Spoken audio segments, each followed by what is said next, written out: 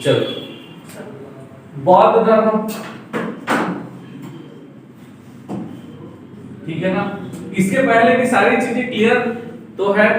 पहले पढ़े थे वैदिक काल। वैदिक काल में 4 वर्ण व्यवस्थाएं थी, ठीक है, ब्राह्मण, क्षत्रिय, वैश्य और शूद्र। उससे पहले और पढ़े थे सिंधु घाटी सभ्यता, जुलाहा, श्रमिक, पुरोहित, ये सब वर्ग थे। तो जो सेकंड वर्ग रहेगा पुरोहित, सॉरी क्षत्रिय, वो नाखुश रहेगा किससे? ब्राह्मण वर्ग से। वैश्य वर्ग भी नाखुश रहेगा किससे? ब्राह्मण वर्ग से। जो टॉप पर है देखो, पुरोहित जो क्षत्रिय वर्ग है सेना का कार्य कर रहा है, मेन प्रशासन को संभाल रहे हैं, ठीक है, रक्षा का कार्य कर रहे हैं, लेकिन क्रेडिट कौन किन को मिल रहा है? ब्राह्मणों को। ऐसा मैं नहीं बोल रहा हूँ, ठीक है, ये हिस्ट्री से चला आ रहा है, ठीक है। तो उसी के अनुसार तो इससे दिक्कत होने लगा था बाकी वर्ग को, और यही कारण था कि अलग अलग धर्म फिर देखने को मिलते हैं इस काल के बाद से, ठीक है ना। यानी 6वीं शताब्दी ईसा पूर्व के आसपास से। ईसा पूर्व कहने का मतलब क्लियर है, बिफोर क्राइस्ट, ठीक है ना। तो ऐसे अनेक धर्म आए जिसमें बौद्ध धर्म और जैन धर्म, ये दोनों धर्म ही अपना वर्चस्व थोड़ा बढ़ा सके थे, मतलब यही दोनों ज्यादा प्रचार प्रसार इनका हो सका था, ठीक है ना। बौद्ध धर्म तो वर्ल्ड लेवल पर गया था, अभी भी वर्ल्ड लेवल पर है। ज्यादा प्रवर्तक, इसको ज्यादा मानने वाले कहां पर है? चाइना में देखने को मिलते हैं, ठीक है ना। इंडिया में ओरिजिन है, लेकिन चाइना में ज्यादा फैला हुआ है, अभी भी वहां मानने वाले ज्यादा है चाइना में, है ना, ठीक है। बौद्ध धर्म के संस्थापक किनको माना जाता है? गौतम बुद्ध। इन्हीं के बारे में पढ़ेंगे हम लोग पूरे बौद्ध धर्म में, ठीक है ना। किनके बारे में? गौतम बुद्ध के बारे में। इनका जन्म कब हुआ था? जन्म ईयर याद है ना? 563 ईसा पूर्व से 483 ईसा पूर्व, यही था ना, ठीक है, याद तो हो जाना चाहिए अभी तक, ठीक है। 563 ईसा पूर्व में इनका जन्म होता है। कहां पर? स्थान कौन सा था? लुम्बिनी, ठीक है, कपिल वस्तु के समीप, जो वर्तमान में अभी कहां पर है? नेपाल में, ठीक है, वर्तमान नेपाल में, उस समय भारत का पार्ट था, ठीक है। इनके पिता का नाम था क्या? शुद्धोधन, ठीक है ना। इनके पिता का नाम था शुद्धोधन, जो कि शाक्य क्षत्रिय कुल वंश के थे, ठीक है। कौन से कुल के थे? ये प्रश्न पूछा गया है। शाक्य क्षत्रिय कुल वंश के थे। इनकी माता का नाम क्या था? महामाया देवी, ठीक है, महामाया देवी, ठीक है। इनका देहांत हो जाता है, और इनका जो आगे का पालन पोषण है वो कौन करती है? प्रजापति गौतमी, जो कि रिलेशन में उनकी मौसी भी थी, ठीक है। यही उनका आगे का पालन पोषण करती है। इनका विवाह किसके साथ होता है? यशोधरा के साथ, ठीक है। कितने वर्ष की आयु में? लगभग 16 वर्ष की आयु में इनका विवाह होता है, और इनसे एक पुत्र रत्न की प्राप्ति होती है, जिनका नाम था राहुल, ठीक है ना। ये देखे थे। इसमें और क्या देखे थे? इतना ही सब देखे थे ना, ठीक है।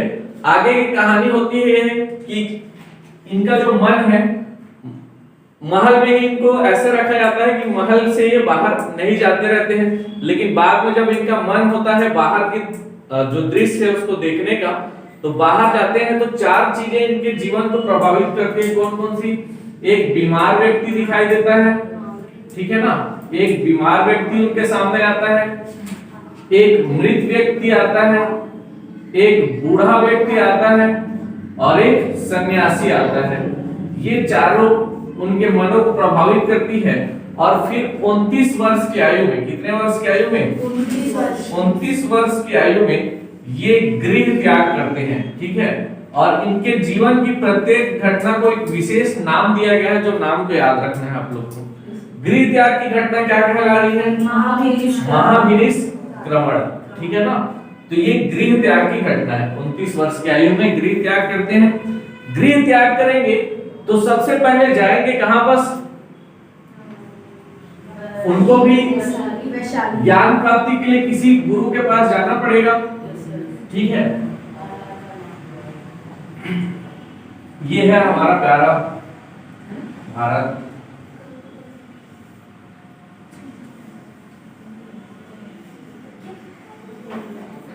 ठीक है, यहीं बस एक जगह है क्या, वैशाली। ठीक है, ये है लुम्बिनी, यहाँ जन्म हुआ। ठीक है, नेपाल के आसपास वाला एरिया, यहाँ बस क्या हुआ है, गौतम बुद्ध का जन्म। ठीक है, ज्ञान प्राप्ति के लिए निकले हुए हैं और सबसे पहले गए कहाँ, बस वैशाली में। वैशाली में एक सांख्य दर्शन के आचार्य मिलते हैं उनको, अलाद कलाम। ठीक है, इनसे कुछ दीक्षा प्राप्त करते हैं, शिक्षा प्राप्त करते हैं और आगे बढ़ते हैं, कहां पर पहुंच जाते हैं, राजगृह में। ठीक है ना, राजगृह में यहां बस एक व्यक्ति मिलते हैं उनको, कौन, रुद्रकराम पुत्र। ठीक है, नाम सब याद रखते जाना, ये नाम पूछा गया नाम है। ठीक है, रुद्रकराम पुत्र। ठीक है, इनसे शिक्षा प्राप्त करते हैं, आगे जाते हैं, इनको 5 साधु मिलते हैं या 5 साधक या 5 ब्राह्मण मिलते हैं। ठीक है, कहां, बस उरुवेला में। उरुवेला में जो कि बौद्ध गया के समीप ही है। इनको 5 साधक मिलते हैं, 5 ब्राह्मण मिलते हैं। ठीक है, और ये इनके साथ तपस्या में लीन हो जाते हैं। ठीक है, तपस्या में लीन होते हैं, अन्न और जल का त्याग करके तपस्या करने लगते हैं। और कितने दिन की तपस्या करते हैं, लगभग 27 दिन। और 27वें दिन एक कन्या आती है जिसका नाम था क्या, सुजाता। ये इनको खिला देती है क्या, खीर। और ये खीर ग्रहण करते ही बाकी लोग, ठीक है, तो फिर आगे की जर्नी इनकी अकेले फिर रहेगी। आगे जाएंगे एक जगह में, कहां, बस बोध गया में। ठीक है ना, बोध गया। और यहीं बस बोध गया में एक पीपल वृक्ष के नीचे, कौन से वृक्ष के नीचे, पीपल वृक्ष के नीचे इनको ज्ञान की प्राप्ति होती है। दिन रहता है वैशाख पूर्णिमा का। ठीक है ना, वैशाख पूर्णिमा के दिन इनको पीपल वृक्ष के नीचे, और नदी का नाम भी है निरंजना नदी। ठीक है ना, तो निरंजना नदी के तट पर इनको ज्ञान की प्राप्ति होती है। और इसी ज्ञान की प्राप्ति को क्या कहा गया है, इसके लिए भी कुछ वर्ड है क्या, वो तो उपदेश, ज्ञान की प्राप्ति के लिए नहीं, कुछ वर्ड है। ठीक है, इसको यहाँ से फिर जो सिद्धार्थ नाम रहता है इनके बचपन का, अब गौतम बुद्ध के नाम से जाने जाते हैं, ये याद रखना। ठीक है ना, बोध गया में ज्ञान की प्राप्ति हो रही है। यही पीपल जो वृक्ष है उसी को बोधि वृक्ष बोलते हैं। ठीक है ना, जो बोधि वृक्ष है उसी को क्या कहा जाता है, पीपल वृक्ष को ही बोधि वृक्ष कहा गया। ठीक है, आगे चलकर जब कोई बौद्ध धर्म विरोधी आएगा, एक शासक आता है शशांक करके, ठीक है, बंगाल का शासक रहता है, वो इस बोधि वृक्ष को कटवा देता है। ठीक है, तो वो भी देखेंगे आगे की कहानी में। लेकिन अभी फिलहाल अब इनको ज्ञान की प्राप्ति हुई। ज्ञान की प्राप्ति होते ही ये सबसे पहले जो शिक्षा देंगे या सबसे पहले उपदेश देंगे, इनको देंगे इन्हीं 5 ब्राह्मणों को। जगह है क्या, वाराणसी। ठीक है, वाराणसी। जगह है कौन सा, सारनाथ। ठीक है, वाराणसी में एक जगह है सारनाथ। यही बस इन 5 को सर्वप्रथम उपदेश गौतम बुद्ध द्वारा किनके दिया गया, तो याद रखना कि इनको दिया गया था इन्हीं 5 ब्राह्मणों को, नाम याद रहेगा। ठीक है, महिला में सबसे प्रथम उपदेश किनको दिया गया, प्रजापति गौतमी, जो उनकी क्या थी, मौसी थी। ठीक है ना, तो ये याद रहेगा। सर्वाधिक बार उपदेश किस स्थान पर दिया गया, एक महाजन पर पढ़े थे, कौशल, जिसकी राजधानी थी श्रावस्ती। ठीक है, तो सर्वाधिक बार उपदेश कहां पर दिया गया था, श्रावस्ती में। क्लियर है ना, ठीक है। और इनकी जो अंतिम उपदेश देते हैं वो कहां देते हैं, कुशीनारा में। कुशीनारा में मल्ल की राजधानी थी, मल्ल एक महाजनपद पढ़े हैं। ठीक है, उसी की राजधानी थी क्या, कुशीनारा में। और यहाँ बस अंतिम उपदेश देते हैं सुभद्र को। ठीक है ना, और फिर इनको निर्वाण की प्राप्ति होती है। जो प्रथम उपदेश दिए कहां पास, वाराणसी में, इसी को क्या कहा गया, धर्म चक्र प्रवर्तन। और जो अंतिम उपदेश दिए और उसके बाद निर्वाण की प्राप्ति हुई उसी को क्या कहा गया, महापरिनिर्वाण। महापरिनिर्वाण। ठीक है, यहां तक देख लिए थे। इसके बाद बौद्ध संगति भी देख लिए थे, बौद्ध संगति भी एक बार देख लेते हैं फिर आगे बढ़ते हैं। ठीक है ना, क्लियर तो हो रहा है ना, फास्ट फूड में ज्यादा दिक्कत तो नहीं हो रहा है। हाँ ठीक है, मिटा दो। पहले समझ लो, लिखने के लिए बहुत ज्यादा टाइम है, बहुत सारे बुक पढ़े हैं जिसको खोलते तो नहीं होगे। ठीक है,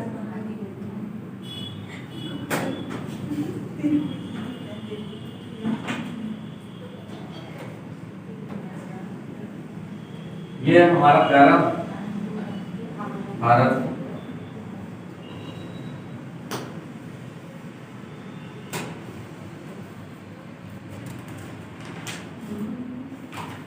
थोड़ा बड़ा बना दिया हूं बिहार को।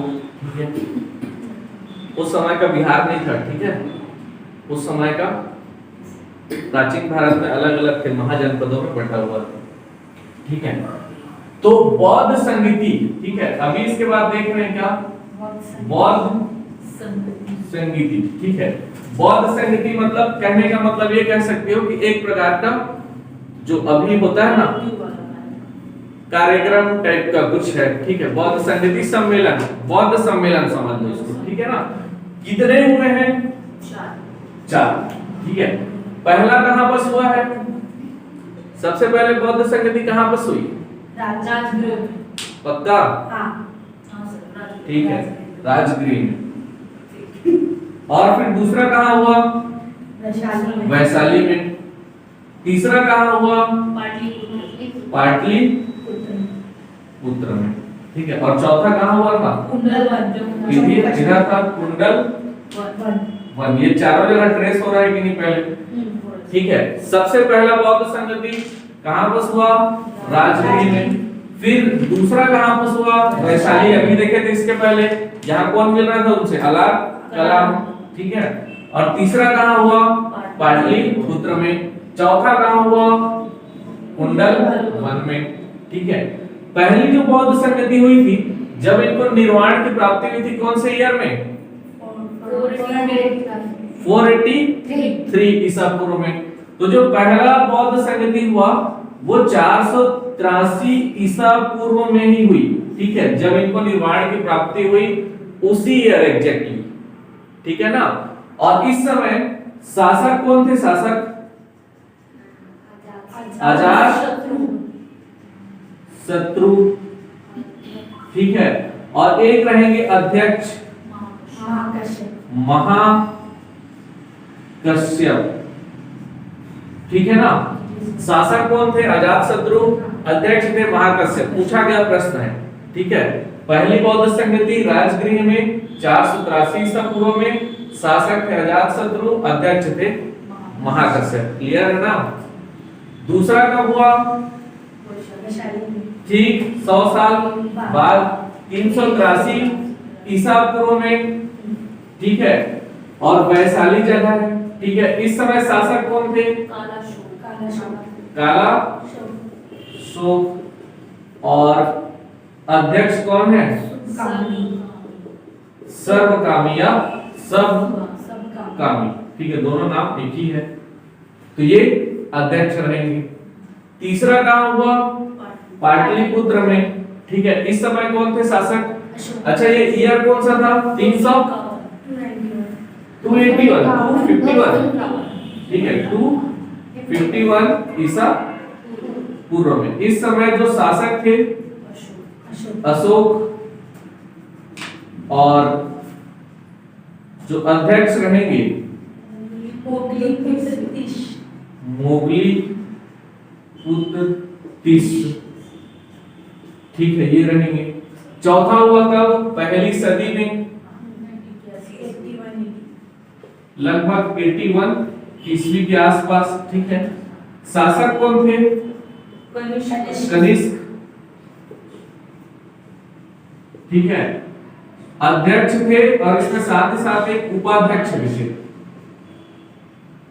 अध्यक्ष कौन थे? अश्व घोष और उपाध्यक्ष थे वसुमित्र। इतना तक देख लिए थे, ठीक है ना। चार बौद्ध संगति के नाम याद रखना, यहाँ से प्रश्न पूछा जाता है अगर बौद्ध धर्म से रिलेटेड प्रश्न पूछा गया, ठीक है ना। यहाँ तक की कहानी हो चुकी थी, ठीक है। टाइम बचा है ना, बचा है ना, ठीक है।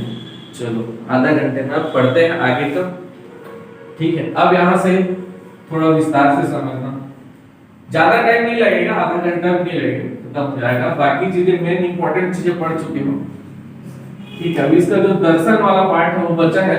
दर्शन को जब फिलॉसफी पढ़ते हैं तब डिटेल में पढ़ते हैं, अभी केवल वनडे एग्जाम की दृष्टि से इसको याद रखते चलना, ठीक है। जो बौद्ध दर्शन है, ठीक है, बौद्ध दर्शन, दर्शन मतलब तो समझते हो, फिलॉसफी मतलब, फिलॉसफी मतलब समझ गया ना, उनके अनुसार ऐसा ऐसा हुआ, ठीक है। ऐसा टाइप का शॉर्ट में समझ लो, ठीक है। बौद्ध दर्शन, ठीक है, इसमें क्या क्या ये मानता है बौद्ध धर्म, इससे रिलेटेड प्रश्न पूछा जाता है। एक प्रश्न ऐसा पूछा जाता है ये किस धर्म से संबंधित है, ठीक है। कोई वर्ड दे दिया जाएगा, ये किस धर्म से संबंधित है, ऐसा टाइप का प्रश्न आता है, ठीक है। या पूछ लिया जाता है कि अनिश्वरवादी था, ईश्वरवादी था, इस टाइप से प्रश्न पूछ लिया जाता है, ठीक है ना। तो जो बौद्ध धर्म था, बौद्ध धर्म या बौद्ध दर्शन की बात करें तो ये पहला तो याद रखना अनिश्वरवादी था, यानी ईश्वर के अस्तित्व को नहीं मानता, ठीक है। गौतम बुद्ध के अनुसार ईश्वर के अस्तित्व को स्वीकार नहीं किया जाता था, ठीक है ना, ये याद रखना, ठीक है। दूसरा शून्यतावाद, ठीक है, शून्यतावाद था, ये अभी पहले याद रखते जाना नाम, ये शॉर्ट फॉर्म बना लो, असु अक्षी, याद रहेगा, असु अक्षी, ठीक है। एक और जोड़ लो, प्र, याद रहेगा, असु अक्षी प्र, ठीक है, असु अक्षी प्र, ठीक है। अनिश्वरवादी था, शून्यतावाद था, ठीक है, अनात्मवाद था, अनात्मवाद था, क्षणिकवाद, क्षणिकवाद और प्रतीत्य समुत्पाद। इनमें से कोई भी वर्ड दिखे और किस धर्म से संबंधित है पूछा जाए तो बौद्ध धर्म से संबंधित है, क्लियर है। अनिश्वरवाद था, कहने का मतलब है बौद्ध धर्म ईश्वर के अस्तित्व को स्वीकार नहीं करता था, ठीक है ना। शून्यतावाद यानी संसार में सब कुछ शून्य है, विस्तृत रूप से पढ़ेंगे जब स्पेशल फिलॉसफी पढ़ेंगे तो। अनात्मवाद, आत्मा के बारे में बौद्ध धर्म ने कभी कुछ नहीं कहा, न्यूट्रल रहा, ठीक है। आत्मा है या नहीं है इसके बारे में कुछ डिफाइन नहीं किया, ठीक है, कि है या नहीं है। क्षणिकवाद यानी संसार में सब कुछ टेम्परेरी है, क्षण भर के लिए, परमानेंट संसार में कुछ भी नहीं है, ऐसा शॉर्ट में याद रखते चलो। प्रतीत्य समुत्पाद, ठीक है, प्रतीत्य का मतलब होता है ऐसा होने से, प्रतीत्य का मतलब होता है ऐसा होने से ऐसा होता है, यानी प्रत्येक कारण का कारण का सिद्धांत, ऐसा कुछ है ये, ठीक है। यानी कुछ होने से कुछ ही होता है, मतलब हर चीज का एक कारण है, कोई भी चीज बिना कारण के घटित नहीं होता है, हर चीज के पीछे एक रीजन है, ठीक है। तो ये याद रहेगा, असु अक्षी और ये प्र। अनिश्वरवाद, बौद्ध धर्म अनिश्वरवादी था। शून्यतावाद, ठीक है, ये भी बौद्ध दर्शन का ही पार्ट है। अनात्मवाद यानी बौद्ध धर्म आत्मा के अस्तित्व को स्वीकार नहीं करता था या करता था इसके बारे में न्यूट्रल रहा था। क्षणिकवाद यानी हर चीज टेम्परेरी है, और प्रतीत समुत्पाद, याद रहेगा इतना चीज, ठीक है। फास्ट तो नहीं हो रहा है, नहीं हो रहा है ना। इसके अलावा बौद्ध धर्म ने 4 आर्य सत्य दिए, ठीक है, 4 आर्य सत्य भी है, ये भी पूछा जाता है, ठीक है ना। किस धर्म के अंतर्गत अभी क्या पढ़ रहे हैं? बौद्ध धर्म, ठीक है। तो बौद्ध धर्म में 4 आर्य सत्य बताया गया है कि संसार में दुख है, सभी जगह क्या है? दुख है। तुम लोगों के जीवन में भी बहुत सारा दुख है, ऐसा कोई तो नहीं है जो दुखी नहीं है, सबको प्रॉब्लम है कि नहीं? 100% कोई बिना दुख का है क्या? ठीक है, तो संसार में दुख है, ठीक है, और इस दुख का कारण भी है, ठीक है। ऐसा कौन कह रहे हैं? गौतम बुद्ध, ठीक है। दुख का कारण है कि नहीं?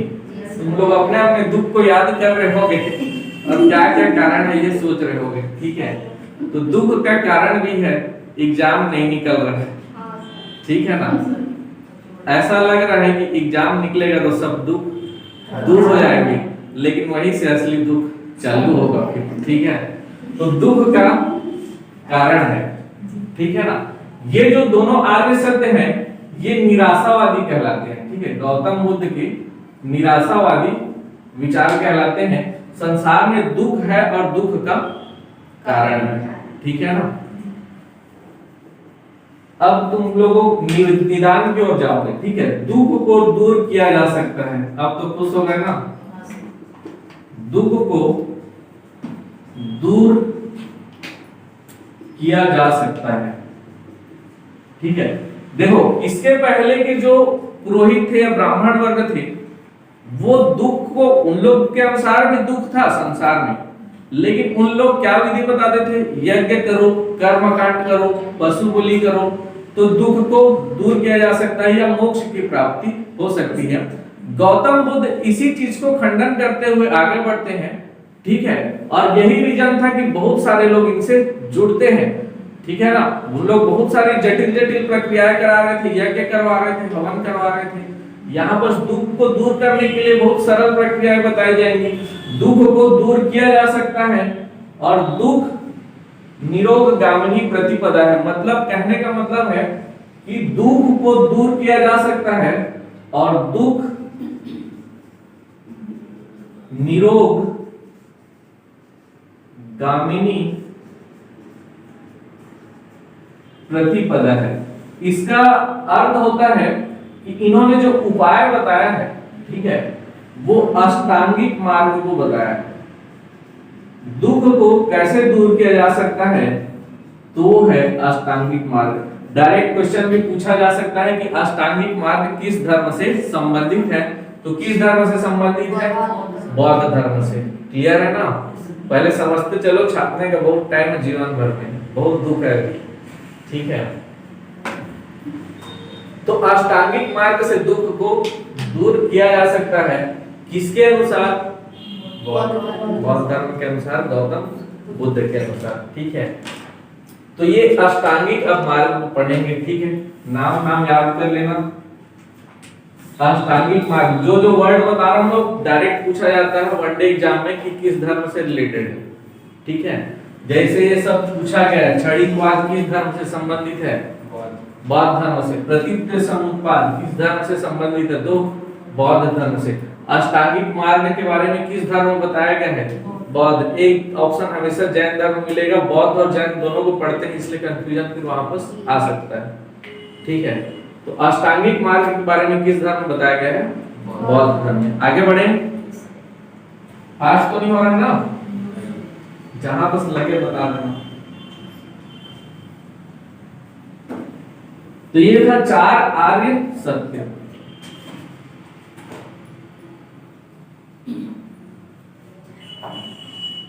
अब सुनो अष्टांगिक मार्ग।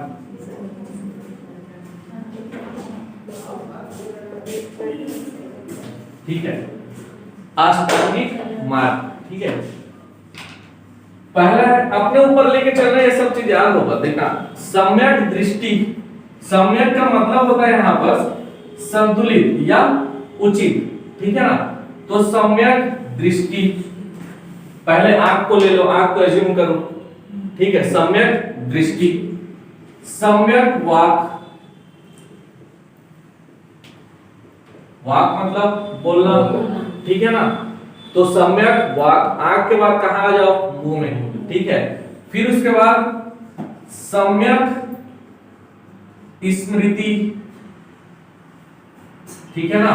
सम्यक दृष्टि, सम्यक वाक, सम्यक स्मृति, ठीक है। सम्यक आजीव,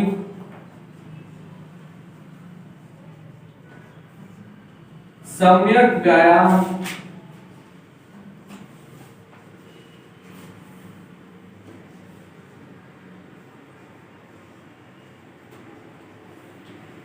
सम्यक कर्मात्,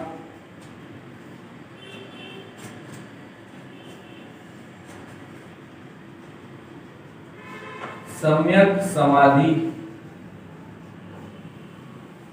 और सम्यक व्यायाम तो हो गया ना।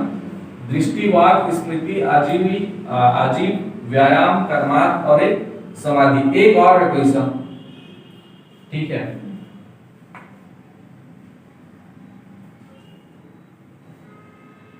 एक और है इसमें कोई सा जो बॉडी से ही रिलेटेड है, ठीक है। तो सम्यक दृष्टि का कहने का मतलब है कि हमें जो भी देखना है, अब ये दुख को दूर करने का मार्ग है, ठीक है। अब दुख तुम लोग दूर हो जाएंगे। तो जो भी देखना है, नेगेटिव चीज नहीं देखना है, क्या देखना है, पॉजिटिव चीज देखना है, तो दुख आएगा ही नहीं, ठीक है। सम्यक वाक, जो भी बोलना है संतुलित वे में बोलना है, ठीक है।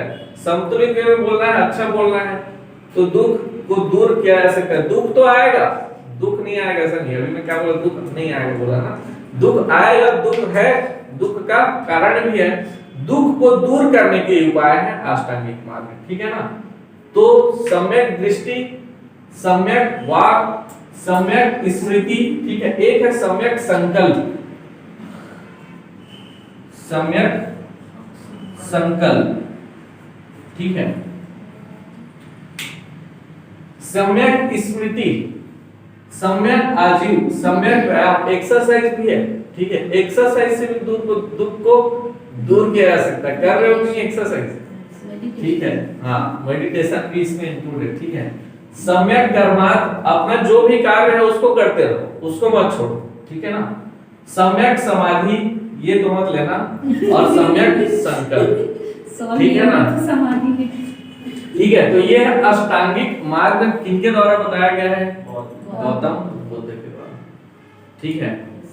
तो ये था बौद्ध धर्म के बारे में, क्लियर है ना। इतना चीज हम लोग को पढ़ना था, ठीक है। इसमें कुछ कुछ बुक के बारे में भी पूछा गया है प्रश्न। एक बुद्ध चरित्र के बारे में पूछा गया, बुद्ध चरित्र, और एक सौंदरानंद।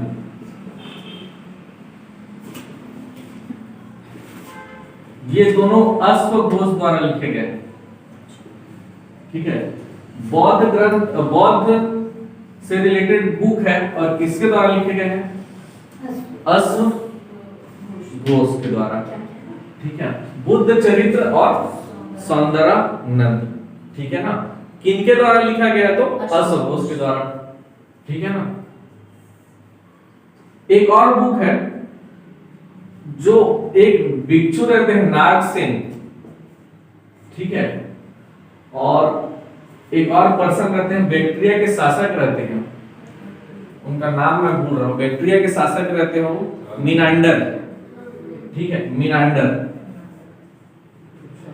इसको नागसेन द्वारा मिलिंद कहा गया, मिलिंद, ठीक है।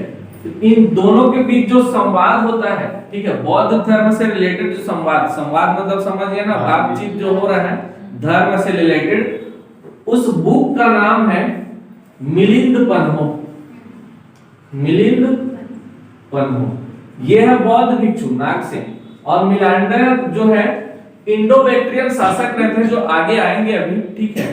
तो इन दोनों के बीच जो संवाद हो रहा है उसे बुक लिखा गया है मिलिंद पन्हो, यानी उन्हीं संवादों को, उनके बारे में कहां पर बताया गया, इनके संवादों को मिलिंद पन्हो में।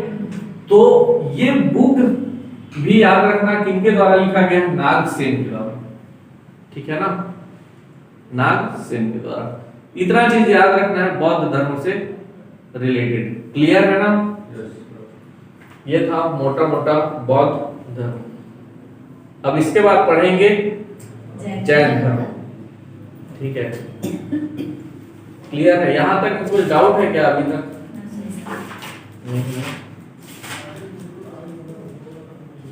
अच्छा, बौद्ध धर्म में त्रिपिटक भी है, त्रिपिटक। ठीक है, बुद्ध धम्म और संघ, ये त्रिपिटक कहलाता है। ठीक है, बौद्ध धम्म और संघ।